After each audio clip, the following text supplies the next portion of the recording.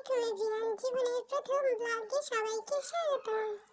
আমি অনেকগুলো video clip নিয়েছি এবং এগুলোকে ফার্স্ট টাইম অ্যাড করেছি।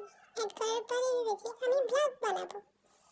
সো এখন আমার বেস্টি টুকু মানে ফকিরনির সাথে হাঁটতে হাঁটতে চলে আসলাম একটা হকাশের দিকে। সেখানে দেখি অনেকগুলো ওয়েস্টার্ন কালেকশন, যেগুলো আমরা পরবো না, আমাদের পসিবল না। এই জন্য সেগুলোকে ভয়ঙ্কর মতো দেখে আবারও হাঁটা ধরলাম।